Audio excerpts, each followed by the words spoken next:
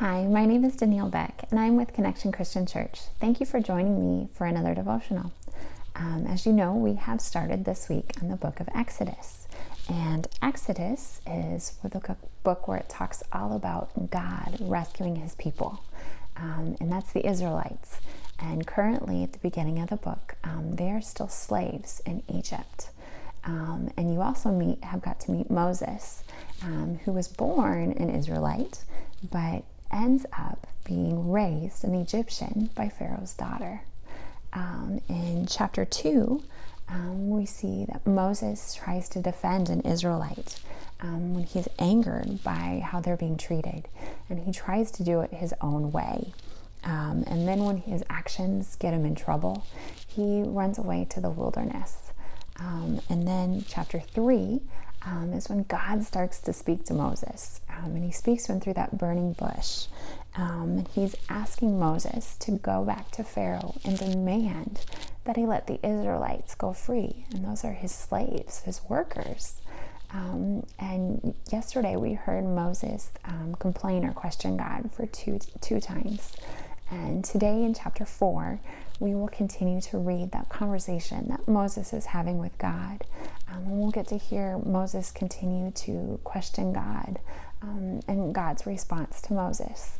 But before we start and return to the Bible, I'd like to start us in a word of prayer. Dear God, thank you so much for this opportunity to study your word together. Please open our hearts and minds to the message you have for us. Please give me the words to speak as I share the insight you have given me.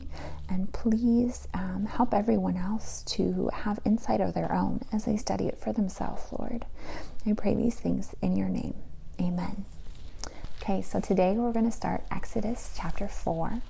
We get to hear Moses' third complaint and how God answers him. So chapter 4, verse 1, then Moses answered, "But behold, they will not believe me or listen to my voice, for they will say, 'The Lord did not appear to you.'" So again, Moses questioned him, saying, "But God." In chapter 2, the Lord answered him, "What is in your hand?" He said, "A staff." And he said, "Throw it on the ground." So he threw it on the ground, and it became a serpent. And Moses ran from it. But the Lord said to Moses, "Put out your hand and catch it by the tail." So he put out his hand, and he caught it, and it became the staff in his hand, that they may believe the Lord, the God of their fathers, the God of Abraham, the God of Isaac, and the God of Jacob, has appeared to you. And again the Lord said to him, "Put your hand inside your cloak." And he put his hand inside his cloak. When he took it out, behold, his hand was leprous, like snow. Then God said, "Put your hand back inside your cloak." And so he put his hand back inside his cloak. And when he took it out, behold, it was restored like the rest of his flesh. "If they do not believe you," God said, "or listen to the first sign, they may believe the later sign. And if they will not believe even those two signs or listen to your voice, you shall take some water from the Nile and pour it on the dry ground, and the water that you shall take from the Nile will become blood on the dry ground." So when God answers Moses, he gives him 3 powerful signs. He says the shepherd's staff, and that's an ordinary object, but God is planning to use it for extraordinary things. And leprosy. Now that was one of the most feared diseases there was no cure for. And Moses learned through that God can cure any type of problem. And the third sign that God gave Moses was the water from the Nile. He tells him it's going to turn to blood when he pours it out on the ground. So God gave 3 signs, 3 chances for them to believe. But as we continue in verse 10, we hear what Moses says back to God. "But Moses said to the Lord, 'O my Lord, I am not eloquent, either in past or since you have spoken to me, to your servant. I am slow to speak and of tongue.'" So Moses' 4th complaint, he's complaining for the 4th time. He's saying, "But I'm not a good speaker." And so here's God's response. Then the Lord said to him, "Who has made man's mouth? Who makes him mute or deaf or seeing or blind? Is it not I, the Lord? Now therefore go, and I will be with your mouth and teach you what you shall speak. But he said, Oh my Lord, please send someone else. So God answers him by saying, Who gave you a mouth? Moses saw all of his inadequacies, all the ways he didn't measure up. But God saw all he needed was some help. And so remember, if God is asking us to do something, then he will help us to get it done. And even though God responds to Moses this way, Moses complains the 5th time when he says, Please send someone else to do it. And so now here's God's response to that 5th complaint from Moses. The anger of the Lord was kindled against Moses, and he said, Is there not Aaron, your brother, the Levite? I know that he can speak well. Behold, he is coming out to meet you, and when he sees you, he will be glad in his heart.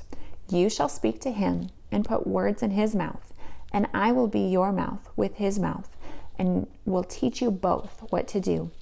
He shall speak for you to the people, and he shall be your mouth, and you shall be as God to him. Take in your hand the staff with which you shall do the signs. And so we see that the Lord's anger burned against Moses. Why does Moses not want to obey God? We see that God finally agrees to let Aaron speak for Moses. Moses had to deal with his feelings of not being good enough over and over. And sometimes when we face difficult decisions or situations, we need to be willing to let God help. And so if we continue verses 18 through 23, we see that Moses is now beginning to return to Egypt. And God encourages Moses and lets him know that all of the men that wanted him dead, that wanted to kill him for the way he took care of that situation, are all now dead. So it's no longer a concern. And God instructs Moses to perform all 3 of those wonders. But God tells him that Pharaoh's heart will be hardened, that he's not going to accept those wonders as proof. And then when we continue verses 24 through 26, we learn that the Lord was about to kill Moses because Moses had failed to circumcise his own sons. And in the Old Testament law, failure to circumcise was to remove yourself and your family from the blessings from God. And so that's proof that disobeying God was more dangerous than the Egyptians. It's more dangerous than the enemy. But Zipporah, the wife of Moses, she performs the circumcision to save both Moses and his sons from losing out on God's blessings. And then in verse 27, Aaron is coming to meet with Moses. The Lord said to Aaron, Go into the wilderness to meet Moses. So he went and met him at the mountain of God and kissed him. And Moses told Aaron all of the words which the Lord had sent him to speak, and all of the signs he had commanded him to do. Then Moses and Aaron went and gathered all the elders of the people of Israel. Aaron spoke all the words that the Lord had spoken to Moses, and Moses did the signs in the sight of the people, and the people believed. And when they heard that the Lord had visited the people of Israel, and that he had seen their affliction, they bowed their heads and worshipped.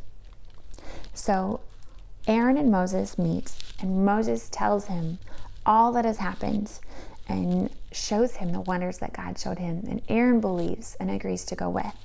And so then both Aaron and Moses go and show the wonders to the Israelites and share what God has said. And they too believe everything.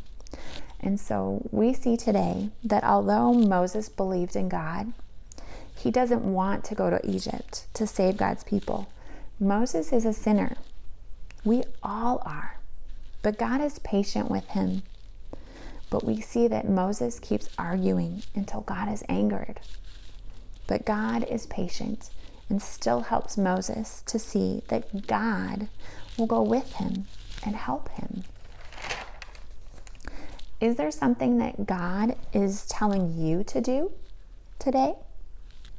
Are you done worrying and doubting in yourself so that you can obey? God was patient and helped Moses, and he will help you with the things he has called you to do. Before we end today, let's close in prayer. Lord, thank you for the example you have given us through the story of Moses. We see a man who has made mistakes and doubted like we sometimes do. Thank you for being patient with Moses and are patient with us today. Lord, in your name, amen. Thank you for joining me, and I hope you will tune in tomorrow as another member from my church continues the book of Exodus. Thank you.